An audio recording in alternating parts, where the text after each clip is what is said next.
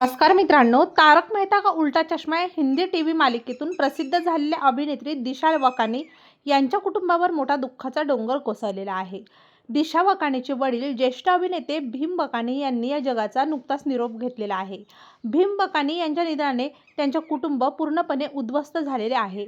दिशा वकानी यांच्या वडिलांच्या मृत्यूचे कारण अद्याप समोर आलेले नाही, परंतु अभिनेत्रीचे कुटुंब शोकसागरात बुडाले. त्यांचे अनेक चाहते या कठीण काळात दिशा वकानीच्या पाठीशी उभे आहेत.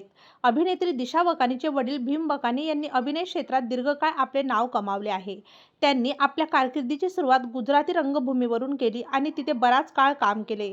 नंतर ते बॉलिवूड चित्रपटांमध्ये दिसले. त्यांनी आमिर खानच्या लगान या चित्रपटात एक छोटी भूमिका साकारली होती. तसेच ते शाहरुख खानच्या स्वदेश आणि माधुरी दीक्षितच्या लज्जा या चित्रपटामध्येही झळकले होते. भीम वकानी यांची मुलगी दिशा वकानीच्या तारक मेहता का उल्टा चष्मा या मालिकेत दिसले होते. ते या मालिकेच्या 1320व्या भागात बाबूजी चंपकलाल यांचे मित्र भावजी छेदा यांच्या भूमिकेत दिसले होते. अभिनेत्रीचे वडील देखील अभिनयात सक्रिय होते. दिशा वकानी प्रसिद्धीपासून दूर आहेत, पण त्यांच्या वडिलांचे निधन झाल्यामुळे पुन्हा त्या एकदा चर्चेत आलेल्या आहेत. तेव्हा मित्रांनो, आपल्या तारांगण या मराठी यूट्यूब चॅनलतर्फे अभिनेत्री दिशा वकानी यांचे वडील भीम वकानी यांना भावपूर्ण श्रद्धांजली.